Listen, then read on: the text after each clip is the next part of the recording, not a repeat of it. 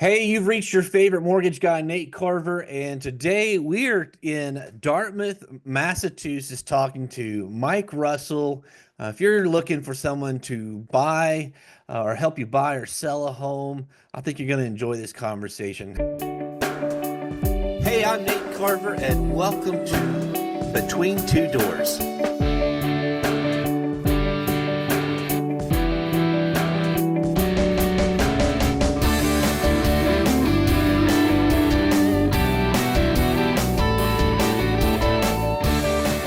Hey, Mike, how are you doing, sir? I'm doing great. How are you? I'm doing good. It's actually unseasonably warm this time of year for here. It's in February. I'm out of North Dallas, and of course you're up in Massachusetts. So, how's the weather there? It's cold and nasty, Yeah. but there is one plus. I'm not a Cowboys fan. You know what I mean? So there's that. Yeah, Now I'm stuck with being a Patriots fan. right. Yeah, So we wore our Cowboys jerseys to football in the playoff games, host a sure. party. Yeah. And everybody's like, "Oh, you're a Cowboys fan." I was like, "No, this was my ranking I was my one star, one star ranking." Sounds about right. Uh, Yeah. yeah, so this maybe next year, maybe next That's year. it. That's it, man. That's it. That's what we count on every year. Um, hey, so tell me, how long have you been in the real estate world? And then I'd love to hear a little bit of how you got into it and what you're doing currently with Sure. it. Well, geez, I've been in real estate since 1996. It's really kind of the first job I ever had. So I've been doing this a long time.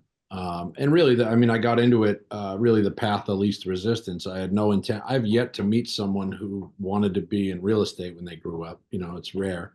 It's usually a fallback career or something like that. But my father bought a Century 21 franchise when I was just out of high school, and I was kind of trying to decide what I was going to do with my life, and that just opened up, really the path of least resistance for me. And that's kind of how I got into it. Excuse me. It's family business for a long time. My father got out in '08, and I kind of held every position there is to hold throughout a real estate company over the years, and so I've been doing this for a long time. Real estate has given me everything I ever needed, and damn near everything I ever wanted, for Yeah. sure. Yeah. Yep. Absolutely. I don't know anybody on the lending side that this is what they set their goal Yeah. to. Sure. Right. Same deal. Right. It's just Fell I fell into it, and so yeah. and Yep. I Right. loved it. So in over 20 years now, how I'm sure you've got some great stories or experiences that first time home buyers might benefit from, or people looking to buy their next home. I'd love to hear at least one, maybe a funny story or something crazy that might have happened on your way to closing. And so, Yeah, sure. It's all those war stories are they're I've probably witnessed 10,000 of them over the course of time. And it now is when it's so important, more so than any time in my career, to just kind of recognize how unaffordable things are today. Mhm. And so the slightest misstep on the way to a closing as a buyer will absolutely mean the difference between you buying the home and not. And those Yeah, missteps, misuse of credit, misuse of funds, you're under a microscope when you're getting pre-approved, especially as a first-time home buyer with some government-backed assisted loan or insured loan. They're looking at it. It almost feels like a forensic audit trying to get a loan nowadays. And so the slightest misstep, the purchasing of furniture, because you just had to have this couch because it was perfect in your new living room or whatever it may be. The stories I've certainly seen them. I've seen people buy a new car on their way to a closing, and not and those are few and far between. But just the slightest little misstep, whether it's a deposit into your account or a large withdrawal out of your account or anything like that, can really mean the difference between you securing that home and not. yeah, Um, it's never been more important. You know what? The affordability index is at 48 right now, so the average household earns 48% of what is required in order to buy the average home in America. And that's the lowest it's been since almost before I was born, the late 70s, early 80s. And we haven't seen it like that really in my adult lifetime for sure. That makes for a tough go for people. That makes for a really tough go for people right now. And there's a lot of people in the market are kind of frozen Right. and not able to afford a home. It's challenging times for sure for home buyers. Yeah, I on the lending side of that, we making sure the conversations we have with people that are looking to get mortgage ready, making sure that we uncover all of their income. They think W-2, sure, that's easy, but they may not. Maybe they get commissions or bonuses, or there's other, they may have other income streams like dividends, things that they don't necessarily think of that might qualify in boosting their income. Um, like Social Security, for example, it's non-taxable. So the non-taxable part of their Social Security, a lender can plus up 25%. So Sure. there's those kinds of things. I wouldn't expect a home buyer to know that. And so I always say, get a great team, get a great real estate agent, get a great lender, and they'll navigate this for you. Um, because you get to closing and you discover, you know, their income could be less. We want to avoid all that on the front end when we actually get them qualified and do our due diligence up front so that they're actually looking at homes that they can afford, and have the assurance that they've got a good qualified loan put together for them. I've seen those nightmares too, and I, it's painful. And a good, I guess my company, we're able to save about, we've seen those kind of loans been brought to us, and we're saving about 83% of those loans that have fallen out at other lenders, because they're not doing their due diligence. And then, just having a team that goes, okay, what do we got to do to save this loan? That's out there. I feel for borrowers in wanting to respect the real estate agent's relationship with them, and knowing how difficult it is to find a lender, or find a lead, or find someone that's wanting to buy a home, trying to protect that relationship. So Sure. getting that done correctly on the front end is important. Um, so you're doing some, well, how many, tell me on you've got a team, right? That's Yeah. working with Yeah. you, and Yeah. Yeah. and About excellent. 65 people. Yeah. Oh, wow. That's awesome. And is it a mix of real estate agents and assistants and Sure. all the, Yep. Yeah, it's a okay, combination. There's some payrolled employees, there's some per transaction stuff like that. There's a lot of salespeople, and like anyone else, we work closely with a team of attorneys and lenders as well. You know, nice. yeah. Hmm. Uh, in uh, what is After 20 years, I'm sure it's changed from when you first got in, but what's your why? Like, what is the thing that drives you? Yeah, sure. Well, it used to be money. It used to be money for 20 years of my career. It was really my sole focus was money, more money, as much as I can possibly get. And but I faced a lot of struggle chasing that path, and I really got scalped pretty hard during the downturn in '08 or '09. Yeah. And that stuff always resonates with me. I witnessed a lot of foreclosures. I witnessed a lot of lockouts where families were literally locked out of their property because the bank was taking it over. And I lost some properties to foreclosure. I ended up filing bankruptcy, both corporate and personal. And so I went through the ringer. I kind of put my family through the ringer, created a lot of collateral damage that took me, the better part of 10 years to kind of remedy. And Hmm. so all that kind of, personal life experience and professional experience plays a big role in who you become later in life, right? And so those things always stuck out to me and resonated with me. And I did a pretty fair job of turning my life around and turning my circumstances around. And so and that's why I created this nonprofit, which with the sole mission of just helping people remain homeowners, Hmm. helping people hang on to their home when they are facing the threat of foreclosure. And that's what I spend a lot of my time doing. Is when I'm finished with you, I'm going to be meeting with a couple that that are behind on their mortgage and at threat of foreclosure. And we're seeking out some assistance options that can keep them in their home. I don't know of a, I mean, look, it's foreclosure is always a horrible thing, but man, an awful lot of these people who are at threat of losing their home are sitting in a 2 to 3% fixed rate long-term mortgage. And the Yeah. value of that in America today, I can't even really effectively describe in the spoken word. Being able to have a 30-year fixed 2.65% mortgage on your property, the cost of replacement housing, both financially and emotionally, is significant today. You know, to Right. try to, if you're sitting in a 4 bedroom, 2.5 bath home and your mortgage payment's $1,800 and you want to go rent something, you're going to be looking at 2 bedroom, 1 bath apartments. That's the Yeah. reality for the same equal value per month. And so my team and I do everything we can to keep people homeowners.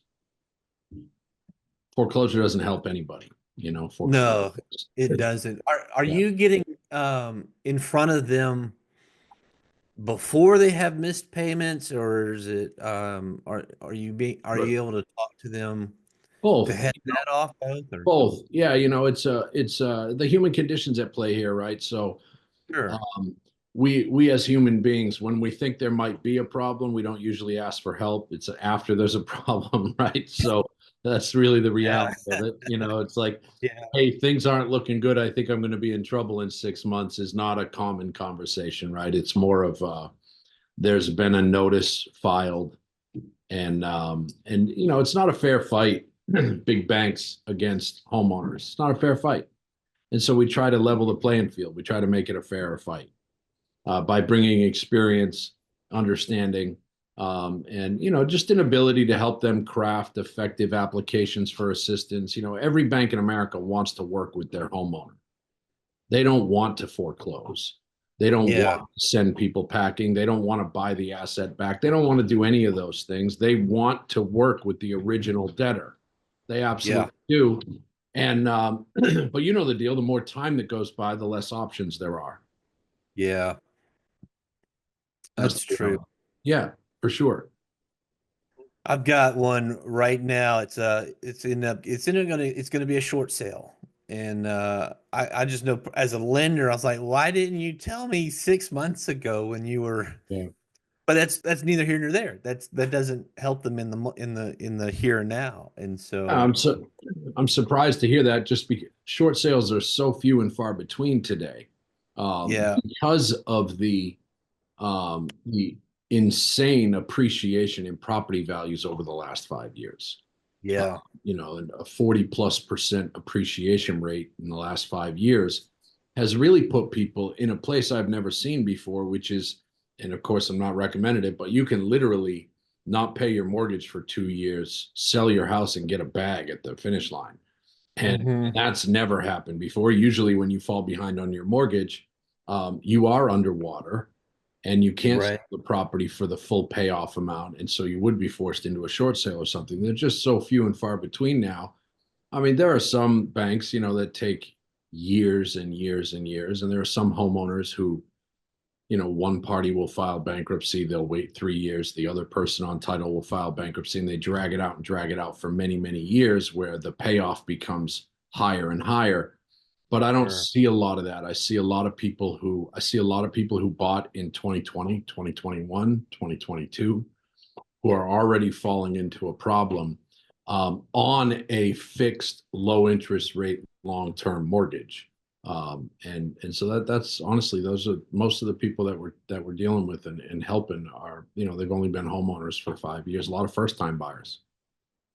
So are you seeing that it's their other debt that's got their debt to income ratios kind of askew or Well, I think it all starts with the very real reality that I believe that when you are in threat of foreclosure, you have other very large problems in your life, typically, hmm and yeah, you know, health, right, substance abuse, divorce, you know, you name it. There's a litany of different things that go wrong in people's lives where those problems are so big and all encompassing that it actually makes the foreclosure issue feel smaller in Right. comparison.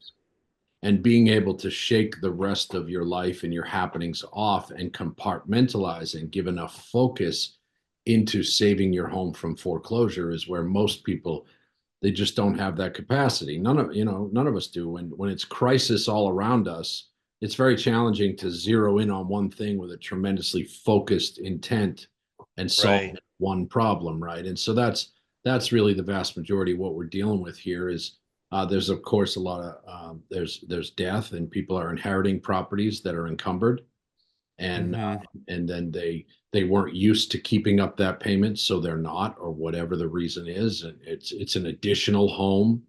It's so it's there's a there's a waterfall of reasoning behind how this happens, and I understand a lot of it, because I've been there. I get it.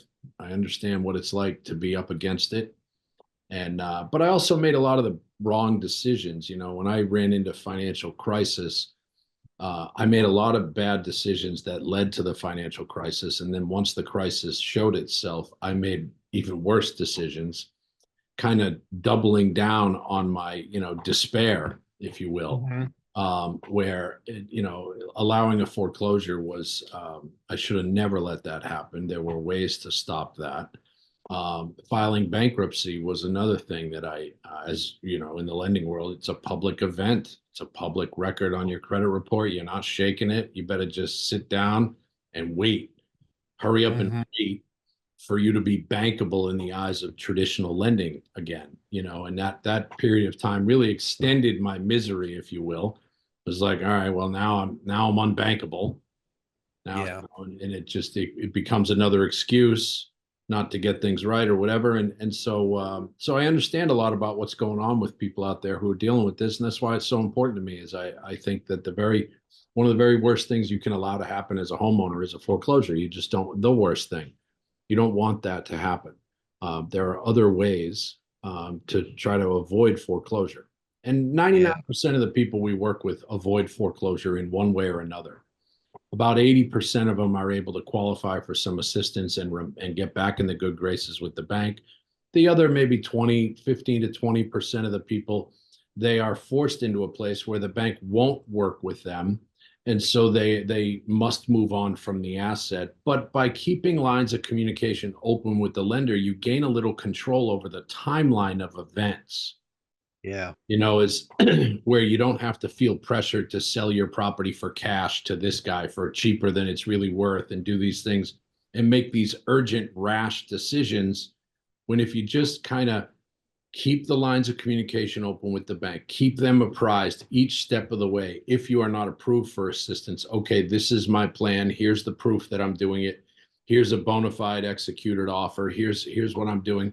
And the bank will work with the consumer, oftentimes kind of pushing that auction date out if there was one scheduled, in order to allow them to satisfy conveyance so they can pay off the mortgage in full. Wow. What is the name of your nonprofit?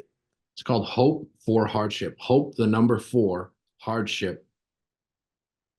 I love it. Now, does that just service Massachusetts only, or do you go Oh, we'll do it anywhere. Yeah, we'll do it anywhere? Okay, anywhere. Yeah. nationwide. Those two truths are absolute, right? No bank in America wants to foreclose. No homeowner in America wants to get foreclosed on, right? Wow. Yeah, being able to give this back freely is tremendously important to me and important to the team that I've kind of built here, that have kind of been working off of me through osmosis and seeing what I'm doing and why it's important to me and why it's important to everybody. And so, yeah, we've got a full staff that processes these assistance application, communicates with the bank on a regular basis, because banks better than anybody. You send them something and 3 days later they say no, you didn't. And sometimes that happens, and so we just stay in touch and we make sure that they get the supporting documentation, the completed application, so we can get that foreclosure action paused so the homeowner can breathe a little bit while the bank is making their decision, because it's really reverse underwriting. When you go to apply for a mortgage, you're going through underwriting. When you're applying for assistance from your mortgage, you are going back to underwriting. where the bank can kind of determine, are you a viable bet? If we help you with the arrearage, the past due amount, that amount that's in the top right of the balance sheet, that the mortgage statement that they get, that just feels so like I could never, 14,000 might as well be 14 million to a lot of people. And so they Right. feel like they can't do anything about it. If we can get the bank to help them with the arrearage with the fair bargain, okay, in 60 days, we need you to resume your normal payments and we'll keep your mortgage intact. That's a win for everybody. It's a win for the neighborhood. It's a win for the family, of course. It's a win for us. And you know what? It's paying it forward. It's the very best of paying it forward. You help people freely to remain in their homes. And later on in life, if they need our services in real estate, we can count on them to come to us. And that's really what it is. It's paying it forward. Yeah. Oh, I love it. Thanks. That is wonderful. I don't wish a foreclosure on anybody, and knowing that you're nationwide, um, I I will definitely be sending people your direction whenever that is makes it or makes it when it's made known to me. Yeah, Um, and golly, that is fantastic. I don't think that many people know. Well, I don't expect them to know like what their course of action is if if they suddenly they find themselves facing a foreclosure or yeah. um, this is fantastic. I'm glad I've met you. Yeah, me too, man. I'm Uh, grateful for the opportunity. It's I've yet to find I've yet to find another nonprofit in the country that does this, and but I'm not interested in being the only one.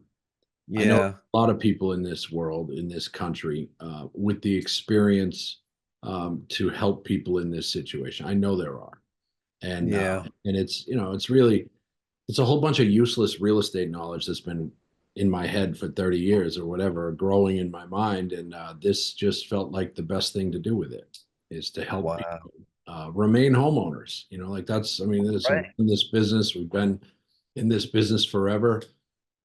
We understand how excited people are when they purchase a home, whether it's their first or they're leveling up or whatever it is, downsizing. There's excitement, there's jubilation, but not all those stories end well. Those stories end with struggle, um, and that's where we like to pick up the pieces. There's no shame in struggle, and that's the thing is people feel ashamed. People are can be standoffish and untrusting and mhm, embarrassed. But there's no shame in struggle, man. We all go through struggle in life. we do. And falling behind on your mortgage payment is um, not a reason to feel embarrassed. It doesn't. You're not unique. That can happen to anyone. And I'm certainly living proof of that. I've been there. Yeah. Wow. Well, thank you, Mike. Now let me Of ask you course, this man. Yeah, for anybody looking to do the buying or selling of a yeah, home, what's the sure. best way for them to reach out to you Yeah, in Massachusetts in Massachusetts? yeah, sure. They can call us 508 501 9214. They can, that's my direct line. You can call and you can talk anything you want. If you have real estate needs or if you're in trouble and you need help, please call. We'd be honored to just hear your story. That's really where it starts, right? Tell me a story. Tell me what's And going on with you. and for the nonprofit, same number. Yeah, yep, Okay, same number. Yeah, yep. And our website is hope the number four hardship.org. there you go. Yeah, you can go learn a Hope little bit about my hardship. story and yeah, figure out if there's something we can do to help you. We'd be honored to try. All right. Thank you, Mike. Well, folks, there Yeah, you have it. It went quick, our yeah, conversation time. I will put the links down below for anybody that's listening to this. I'll have that all tied to this conversation. And if you're in the Boston area and looking to buy or sell a home, please reach out to Mike. And then if you find yourself needing to talk to somebody to avoid a foreclosure, please give Mike a call. And absolutely. thank you for being my guest today. Thank you very much, man. It's good to meet you, and have a great week.